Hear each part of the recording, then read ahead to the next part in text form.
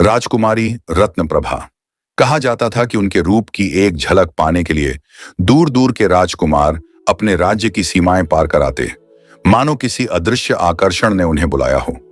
पर रत्नप्रभा केवल सौंदर्य की मूर्ति नहीं थी। उनके व्यक्तित्व में एक ऐसा गूढ़ प्रकाश था जो देखने वालों को मोह लेता, पर समझने वालों को बेचैन कर देता।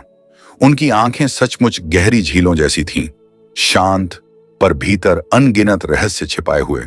उनमें बुद्धिमत्ता की चमक थी, पर उस चमक के पीछे जैसे कोई अनकहा प्रश्न भी तैरता रहता। जब उनके लंबे काले केश हवा में लहराते तो लगता मानो सावन की घटाएं महल की प्राचीरों पर उतर आई हों, और उनके पदचाप से मानो धरती स्वयं अलंकृत हो उठती। राजदरबार के बाहर प्रतिदिन नए रथों की कतार लगती। कोई दुर्लभ नीलम भेंट करता, कोई अपनी तलवार की धार पर जीते युद्धों का बखान करता, तो कोई प्रेम के मीठे शब्दों में अपना हृदय अर्पित करने का दावा करता। पर इन सब के बीच रत्नप्रभा की मुस्कान में एक हल्की सी दूरी बनी रहती, जैसे वह सब कुछ देखकर भी कुछ और तलाश रही हूं। अक्सर अपनी सखी से वह धीमे स्वर में कहती, ये लोग मेरे रूप को चाहते हैं, मेरी आत्मा को नहीं। इन्हें मेरा रेशमी वस्त्र दिखता है, पर उस हृदय की पीड़ा नहीं दिखती जो अपनी प्रजा के दुख पर रोता है। उनके शब्दों में शिकायत कम और संकेत अधिक होता। संकेत इस बात का कि राजमहल की चमक दमक के पीछे कोई ऐसा सत्य छिपा है जिसे अभी कोई जान नहीं पाया है, और शायद बहुत जल्द वही सत्य पूरे आर्यावर्त को चौंकाने वाला था। चंद्रगढ़, एक ऐसा राज्य जिसकी ऊंची प्राचीरें सूर्य की किरणों में सोने सी चमकती थीं, जहां के किले अजेय माने जाते थे और जिसकी तलवारों की गूंज दूर दूर तक सुनी जाती थी। बाहरी दृष्टि से वैभव और वीरता का प्रतीक था, पर उस चमक के भीतर धीरे धीरे एक अंधेरा पनप रहा था। राजा विक्रम सिंह अब वृद्ध हो चले थे। उनका हृदय अब भी न्यायप्रिय था, पर हाथों की पकड़ ढीली पड़ चुकी थी। दरबार की बागडोर व्यवहार में महामात्य क्रूर सिंह के हाथों में आ गई थी। एक ऐसा व्यक्ति जिसकी मुस्कान में विनम्रता और आंखों में महत्वाकांक्षा का विष एक साथ छिपा था। उसने राज्य की समृद्धि के नाम पर प्रजा पर करों का इतना भारी बोझ डाल दिया कि खेतों में अन्न से अधिक आहें उगने लगीं। किसान भूख से झुक गए थे, झोपड़ियों के चूल्हे ठंडे पड़े रहते, और दूसरी ओर साहूकारों की तिजोरियां दिन ब दिन भरती जा रही थीं। महल के भीतर संगीत और उत्सव चलते रहे, पर नगर की गलियों में सन्नाटा था, एक ऐसा सन्नाटा जो आने वाले तूफान का संकेत देता है। और फिर वह रात आई जिसने इतिहास की दिशा मोड़ दी। महल की ऊंची छत से रत्नप्रभा ने देखा एक वृद्धा, झुर्रियों से भरा चेहरा, कांपते हाथ, केवल इसलिए कोड़े खा रही थी क्योंकि उसने कर चुकाने के लिए 2 दिन की मोहलत मांग ली थी। हर कोड़े की आवाज जैसे रत्नप्रभा के हृदय पर पड़ रही थी। वृद्धा की चीखें रात के अंधेरे को चीर रही थीं, पर दरबार तक नहीं पहुंच रही थीं। उसी क्षण राजकुमारी की आंखों में आंसू नहीं, अंगार जल उठे। उन्हें लगा मानो चंद्रगढ़ की स्वर्णिम दीवारें दरअसल पीड़ा की नींव पर खड़ी हैं। उस रात कुछ टूट गया, शायद उनका निष्क्रिय विश्वास, शायद महल की झूठी सुरक्षा, और उसी टूटन के बीच कुछ नया जन्मा। एक संकल्प, एक आग, एक ऐसा निर्णय जो केवल राजकुमारी का नहीं बल्कि पूरे चंद्रगढ़ का भविष्य बदलने वाला था। उसने दर्पण के सामने खड़े होकर स्वयं को अंतिम बार राजकुमारी के रूप में देखा। माथे पर दमकता मुकुट, गले में झिलमिलाते हार, कलाइयों में खनकती कंगने और रेशमी वस्त्रों की वह आभा जो उसे चंद्रगढ़ की शान बनाती थी। पर उस रात यह वैभव उसे बंधन जैसा लगा। एक एक करके उसने अपने आभूषण उतार दिए। हर उतरा हुआ आभूषण मानो किसी भ्रम का अंत था। रेशमी वस्त्रों को त्यागते समय उसके भीतर की कोमलता कठोर संकल्प में बदल रही थी। महल के एक गुप्त कक्ष में, जहां वर्षों से किसी ने प्रवेश नहीं किया था, उसने वह काला लिबास निकाला, गहरा, साधारण, पर भीतर से भयंकर शक्ति से भरा हुआ। जैसे ही उसने वह वस्त्र धारण किया, राजसी चमक की जगह एक अनाम रहस्य ने ले ली। चेहरे पर नकाब बांधते ही उसकी आंखें और अधिक प्रखर दिखने लगीं। अब उनमें करुणा के साथ साथ प्रतिशोध की ज्वाला भी थी। बाहर महल में शांति थी, पहरेदार अपनी ड्यूटी में लापरवाह, और चंद्रगढ़ सोया हुआ। पर उसी नींद की परतों के नीचे एक तूफान जन्म ले रहा था। वह चुपचाप प्राचीर तक पहुंची, एक क्षण के लिए पीछे मुड़कर अपने महल को देखा, जहां उसका बचपन, उसका वैभव और उसकी पहचान बसी थी। और फिर बिना किसी संकोच के दीवार फांद गई।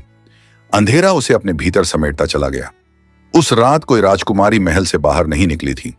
उस रात जन्म हुआ था एक ऐसे नाम का जो आने वाले समय में फुसफुसाहट से लेकर हुंकार तक बन जाएगा। उस रात जन्मी थी छाया। उसी समय जब चंद्रगढ़ के भीतर अन्याय की जड़ें और गहरी होती जा रही थीं और अंधेरे में छाया अपना पहला कदम रख चुकी थी, ठीक उसी बीच पड़ोसी राज्य सूर्याशगढ़ से राजकुमार विक्रम का आगमन हुआ। उनका प्रवेश साधारण नहीं था, न नगाड़ों का अत्यधिक शोर, न दंभ का प्रदर्शन। फिर भी उनकी उपस्थिति ऐसी थी कि दरबार का वातावरण स्वयं गंभीर हो उठा। ऊंचा कद, दृढ़ चाल, तेजस्वी नेत्र और संयमित मुखमुद्रा, विक्रम में वह विरल संतुलन था जहां वीरता और बुद्धिमत्ता साथ साथ निवास करती हैं। जब वे पहली बार राजसभा में प्रविष्ट हुए, महामात्य क्रूर सिंह की दृष्टि में सतर्कता झलकी। वृद्ध राजा विक्रम सिंह की आंखों में आशा, और उसी क्षण सिंहासन के समीप बैठी रत्न प्रभा की दृष्टि उनसे जा मिली। वह क्षण साधारण नहीं था, मानो समय ने अपनी गति धीमी कर दी हो, जैसे दोनों की आंखें शब्दों से पहले एक दूसरे की आत्मा को परख रही हों। उस दृष्टि में आकर्षण अवश्य था, पर उससे अधिक था एक मौन प्रश्न। क्या सामने खड़ा यह पुरुष केवल रूप का प्रशंसक है या सत्य का सहचर भी बन सकता है? दरबार की औपचारिकताओं के पश्चात जब दोनों के बीच संवाद का अवसर आया, तो वह वार्तालाप सामान्य प्रशंसा या कूटनीतिक औपचारिकता तक सीमित नहीं रहा। रत्न प्रभा ने संकेतों में बात की, प्रजा की पीड़ा, अन्याय की परछाइयां और सत्ता के पीछे छिपे अंधकार की ओर। विक्रम ने ध्यान से सुना। उनके उत्तरों में उतावलापन नहीं, बल्कि विचार की गहराई थी। तभी रत्न प्रभा ने अपनी तीक्ष्ण दृष्टि सीधे उनकी आंखों में डालकर वह प्रश्न किया जो वास्तव में एक परीक्षा थी। अगर मेरे हाथों में फूल नहीं बल्कि तलवार हो तो क्या आप साथ देंगे? यह प्रश्न केवल युद्ध का संकेत नहीं था, यह उस रहस्य की दहलीज थी जहां राजकुमारी और छाया एक हो जाती थीं। क्षण भर के लिए वातावरण स्थिर हो गया। विक्रम ने बिना हिचक, बिना भय के उत्तर दिया, तुम जो भी हो मैं साथ दूंगा। उनके स्वर में आकर्षण नहीं, प्रतिबद्धता थी, प्रशंसा नहीं, साझेदारी का वचन था। और यहीं से कहानी ने एक नया मोड़ लिया। क्या विक्रम को अंदाजा था कि वे केवल एक राजकुमारी का साथ नहीं, बल्कि उस अज्ञात शक्ति का हाथ थाम रहे हैं जो चंद्रगढ़ की नींव हिला देने वाली थी? या फिर भाग्य ने अनजाने में दो ज्वालाओं को एक ही दिशा में प्रवाहित कर दिया था, एक प्रकाश की और एक छाया की? घने अंधकारमय जंगलों के बीच जहां केवल जंगली पशुओं की गर्जना और पत्तों की सरसराहट सुनाई देती थी, वहीं काल भैरव नामक कुख्यात गिरोह का ठिकाना था। एक ऐसा दल जिसकी क्रूरता की कहानियां दूर दूर तक फैली थीं। उसी अड्डे के मध्य मशालों की कांपती रोशनी के बीच एक नकाबपोश आकृति निर्भीक कदमों से आगे बढ़ी। वह थी छाया। उसकी उपस्थिति पर पहले ठहाके गूंजे। खूंखार डाकू उसकी कद काठी और शांत मुद्रा देखकर हंसे, जैसे किसी ने उनके बीच एक भ्रम भेज दिया हो। लेकिन वह हंसी अधिक देर टिक न सकी। अगले ही क्षण तलवारों की टकराहट ने रात की निस्तब्धता चीर दी। छाया की चाल में अद्भुत फुर्ती थी। हर वार सधा हुआ, हर कदम सोचा समझा। 5 ही मिनटों में दृश्य बदल चुका था। जो योद्धा स्वयं को अजेय समझते थे, वे भूमि पर पड़े कराह रहे थे, और उनका सबसे बलशाली सरदार छाया की चमकती तलवार के नीचे पराजित पड़ा था। मशालों की लौ में उसकी आंखें किसी ज्वाला की तरह चमक रही थीं। उसने गरजती हुई आवाज में घोषणा की, हम निर्दोषों को नहीं छुएंगे, हम केवल उन लोगों से लूटेंगे जिन्होंने गरीबों का हक छीना है। यह केवल आदेश नहीं था, एक सिद्धांत था, एक नए मार्ग की उद्घोषणा। उस दृढ़ता और साहस के सामने गिरोह के सिर स्वयं झुक गए। जो दल अब तक भय का प्रतीक था, वह पहली बार किसी उद्देश्य के आगे नतमस्तक हुआ। और फिर जंगल की हवाओं में एक नया नारा गूंज उठा, सरदार छाया की जय। उस क्षण से छाया केवल एक नकाबपोश योद्धा नहीं रही, वह अन्याय के विरुद्ध उठी एक विचारधारा बन चुकी थी, जिसकी गूंज चंद्रगढ़ की सीमाओं से बहुत आगे तक सुनाई देने वाली थी। अब छाया केवल जंगलों की सरगोशी नहीं रही थी, वह चंद्रगढ़ की हर गली, हर चौपाल, हर झोपड़ी की उम्मीद बन चुकी थी। रात के सन्नाटे में वह अचानक प्रकट होती, किसी निर्दयी साहूकार के हवेली नुमा घर में घुसती, उसके अन्याय से भरे बही खातों को आग के हवाले कर देती, और फिर उसी धन को चुपचाप उन हाथों तक पहुंचा देती जिनकी हथेलियां भूख से सूख चुकी थीं। सुबह जब लोग जागते तो अत्याचार की राख और उम्मीद की नई किरण साथ साथ दिखाई देती। गरीब उसे देवदूत मानने लगे थे, पर सत्ता के गलियारों में उसका नाम सुनते ही बेचैनी दौड़ जाती। महामात्य क्रूर सिंह के लिए यह केवल एक चोर का विद्रोह नहीं था, बल्कि उसकी सत्ता को खुली चुनौती थी। उसकी आंखों में क्रोध की लपटें भड़क उठीं। दरबार में घोषणा कर दी गई, जो कोई भी छाया को जीवित या मृत पकड़कर लाएगा उसे मुंह मांगा इनाम दिया जाएगा। सैनिक चौकन्ने हो गए। चौक चौराहों पर पहरे दोगुने कर दिए गए और भय का एक अदृश्य जाल पूरे राज्य में फैल गया। इसी उथल पुथल के बीच राजा ने राजकुमार विक्रम की ओर देखा, उस योद्धा की ओर जिसकी वीरता पर उन्हें गर्व था। गंभीर स्वर में उन्होंने कहा, क्या तुम इस चोर को पकड़ सकते हो? दरबार की निगाहें एक साथ विक्रम पर टिक गईं। विक्रम ने बिना क्षण गंवाए अपनी तलवार की मुठ थामी और दृढ़ स्वर में प्रतिज्ञा की, 3 रातों के भीतर छाया पकड़ी जाएगी। उसके शब्दों में आत्मविश्वास था, पर उनमें एक अनकहा आकर्षण भी छिपा था, जैसे वह इस रहस्यमयी साये को केवल पकड़ना ही नहीं, समझना भी चाहता हो।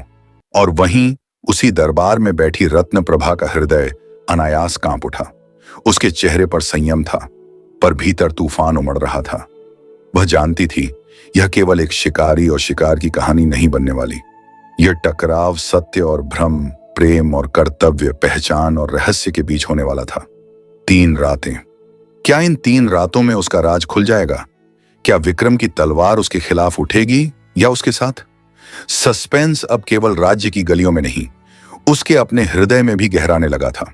उस रात चंद्रगढ़ की हवाओं में अजीब सी खामोशी थी, मानो शहर खुद अपनी सांस रोककर किसी अनदेखे टकराव की प्रतीक्षा कर रहा हो। छाया अपने काले लिबास में लिपटी, हाथ में स्वर्ण मुद्राओं की पोटली थामे, एक भ्रष्ट मंत्री के महलनुमा घर से फुर्ती से बाहर निकली ही थी कि सामने अंधेरे को चीरती हुई एक चमक उठी। चांदनी तलवार की धार पर ठहर गई। सामने राजकुमार विक्रम खड़े थे। उनकी आंखों में दृढ़ संकल्प था, पर भीतर कहीं एक जिज्ञासा भी। क्या यही है वह रहस्यमयी छाया? बिना और शब्दों के तलवारें टकराईं। खनन। उस टकराहट में केवल लोहे की आवाज नहीं थी, 2 संकल्पों का संघर्ष था, वार पर वार, चाल पर चाल। पर यह युद्ध क्रोध से अधिक कौशल का था। ऐसा लगता था जैसे दोनों किसी प्राचीन नृत्य की लय में बंध गए हों। एक आगे बढ़ता, दूसरा घूमकर जवाब देता।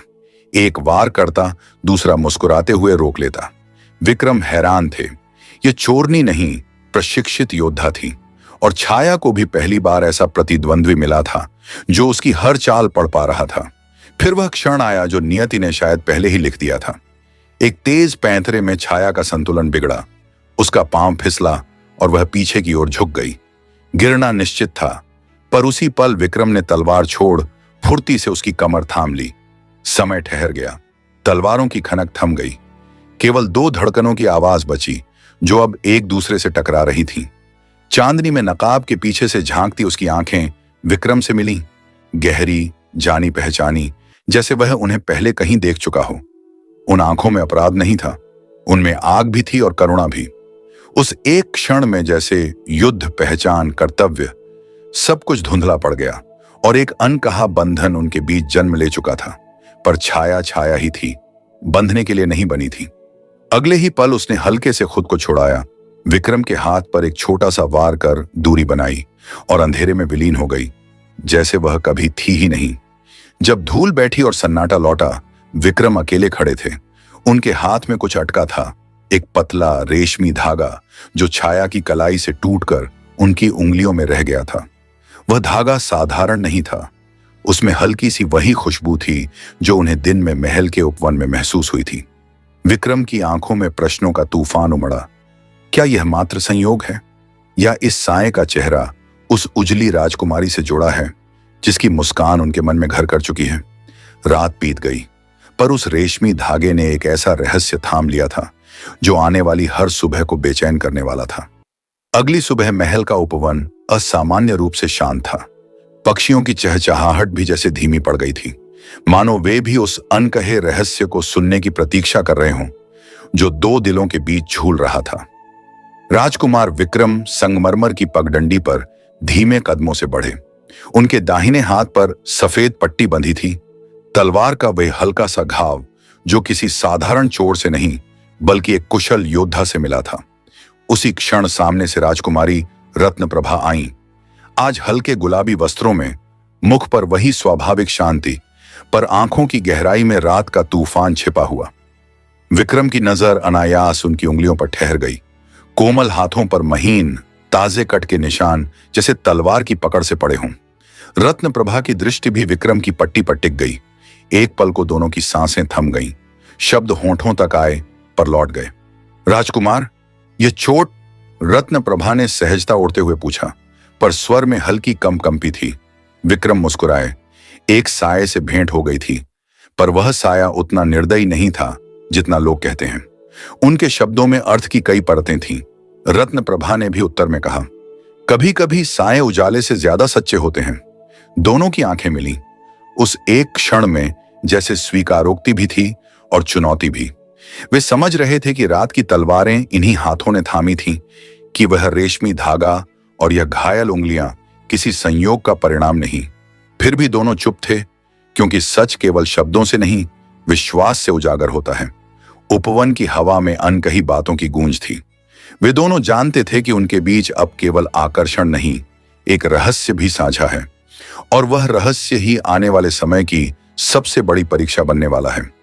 दरबार का वह दिन चंद्रगढ़ के इतिहास में एक काले अध्याय की तरह दर्ज होने वाला था।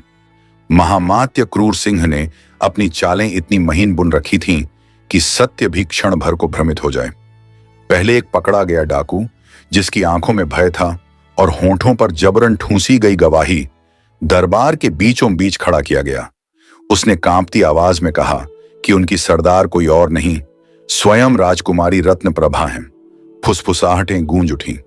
फिर क्रूर सिंह ने वह काला लिबास प्रस्तुत किया, वही नकाब, वही वस्त्र, जिन्हें उसने षड्यंत्र पूर्वक राजकुमारी के कक्ष में रखवाया था। क्षण भर में महल की दीवारें जैसे हिल गईं। राजा विक्रम सिंह की आंखों में अविश्वास, पीड़ा और अपमान का तूफान उमड़ पड़ा।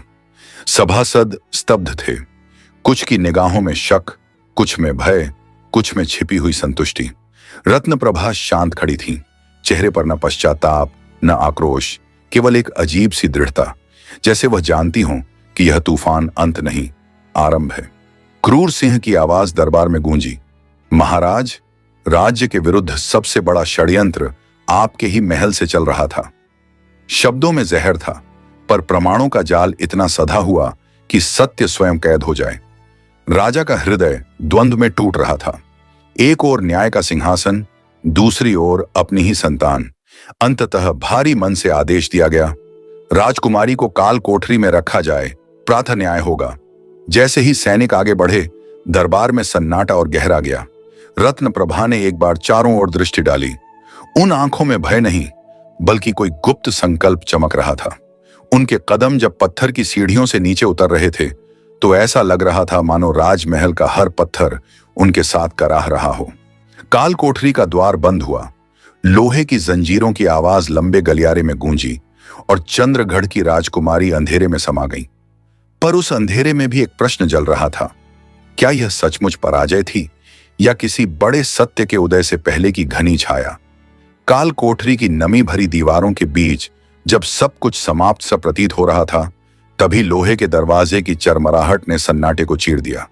मशाल की लौ के साथ भीतर प्रवेश किया सूर्याशगढ़ के राजकुमार विक्रम ने। उनकी आंखों में क्रोध नहीं, उलझन थी और कहीं गहरे छिपा हुआ विश्वास। कुछ क्षण तक दोनों मौन रहे, जैसे शब्द भी परिस्थिति का भार सहने से डर रहे हों। अंततः विक्रम ने धीमी पर स्थिर आवाज में पूछा, क्यों?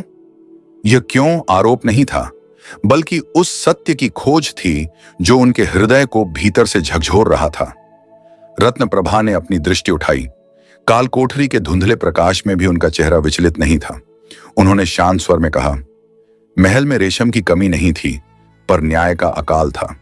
उन शब्दों में वर्षों का दबा हुआ आक्रोश, प्रजा के लिए करुणा और एक राजकुमारी का टूटता हुआ विश्वास समाया था। विक्रम की सांसें जैसे रुक गईं। उन्हें अचानक वे जले हुए बही खाते याद आए, गरीबों की आंखों में लौटती उम्मीद और वह रेशमी धागा जो उस रात उनके हाथ में रह गया था। सब स्पष्ट हो गया। छाया कोई अपराधी नहीं थी, वह तो चंद्रगढ़ की आत्मा थी जो अन्याय के विरुद्ध खड़ी हो गई थी।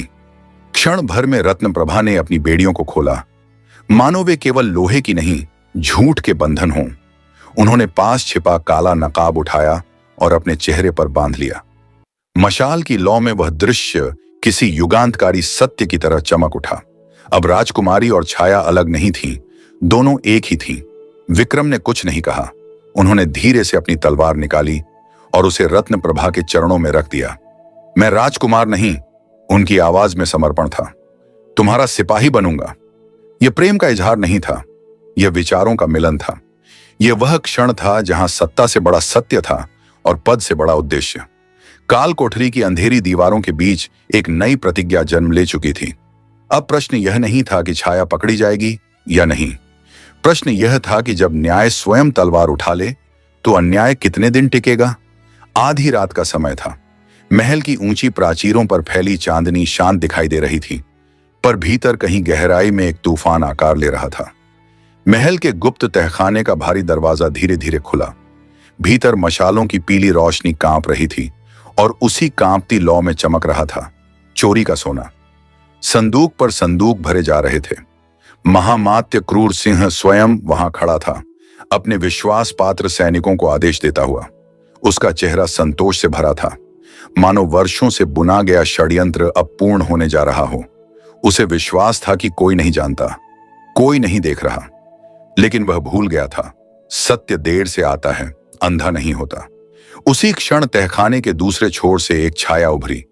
वह छाया नहीं, स्वयं राजा विक्रम सिंह थे, वृद्ध, परंतु आज उनकी आंखों में वैसी ही ज्वाला थी जैसी युवावस्था में रणभूमि में होती थी।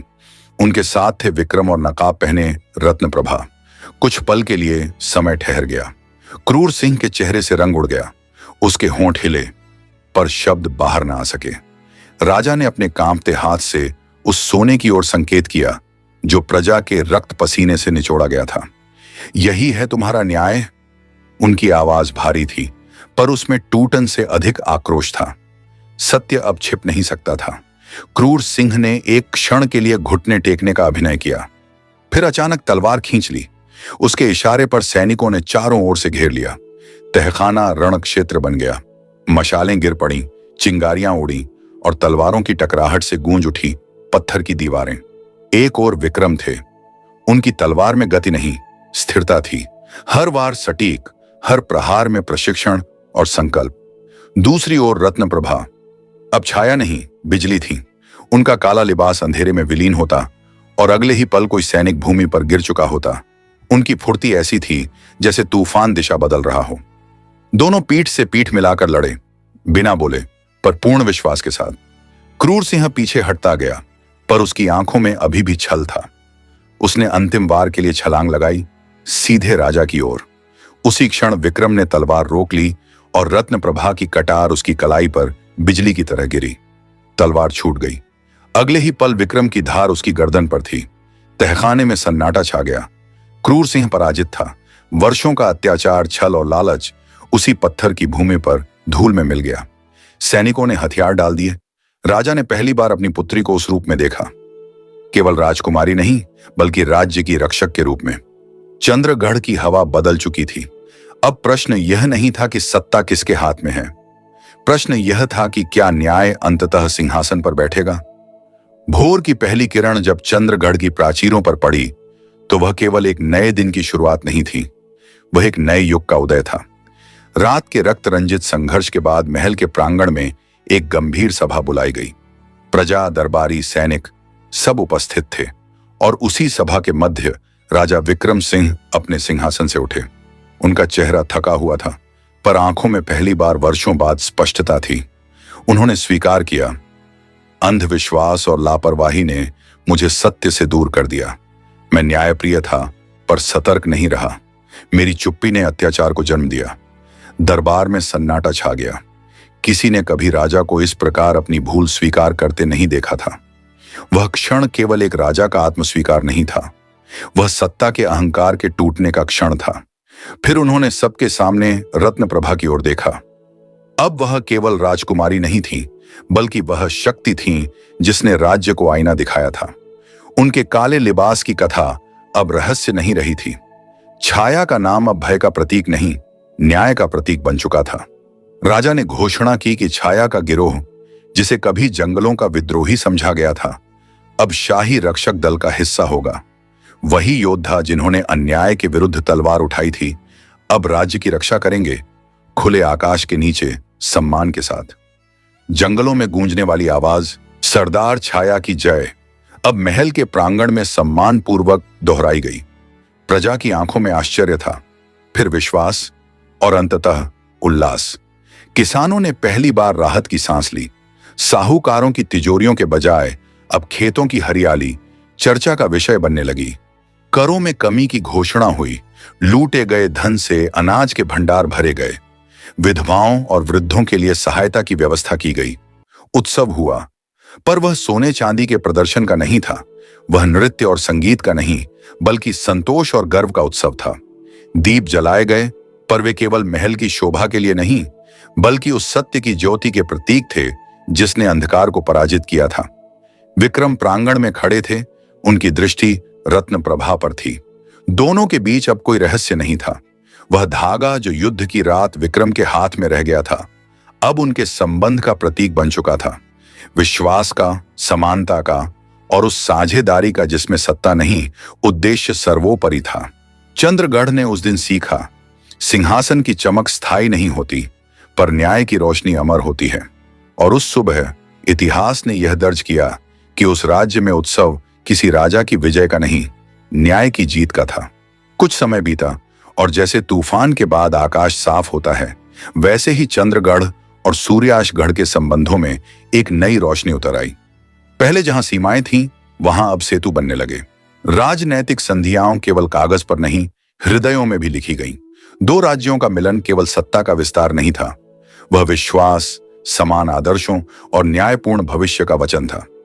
जब रत्न प्रभा और विक्रम के विवाह का दिन आया, तो दोनों राज्यों की प्रजा उमड़ पड़ी।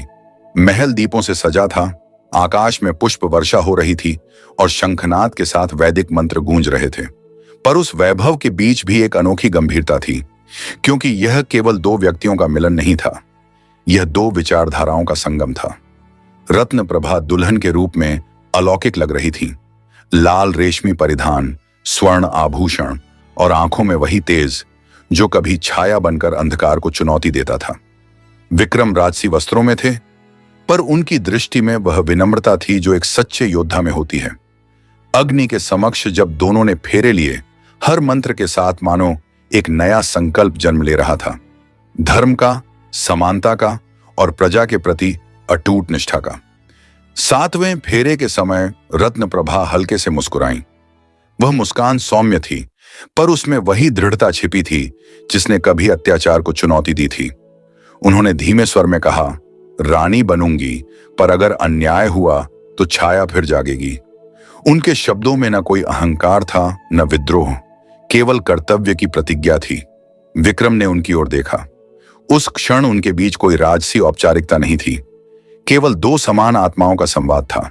उन्होंने उत्तर दिया, और मैं उस छाया का साया बनकर साथ रहूंगा। उनका यह उत्तर केवल प्रेम का आश्वासन नहीं था, बल्कि साझेदारी की घोषणा थी। वह यह स्वीकार था कि शक्ति अकेली नहीं, साथ मिलकर चलती है। सभा में उपस्थित लोग इन शब्दों का गूढ़ अर्थ पूरी तरह समझ न पाए, पर इतिहास ने समझ लिया। यह विवाह केवल वैभव और परंपरा का उत्सव नहीं था, यह उस सिद्धांत की स्थापना थी कि सत्ता का अर्थ अधिकार नहीं, उत्तरदायित्व है। उस रात चंद्रगढ़ और सूर्याशगढ़ के आकाश में एक साथ दीप जले, पर उन दीपों की लौ में केवल उत्सव की चमक नहीं थी, उसमें यह विश्वास भी था कि यदि कभी अंधकार लौटेगा तो छाया फिर जागेगी और उसके साथ उसका साया भी खड़ा होगा।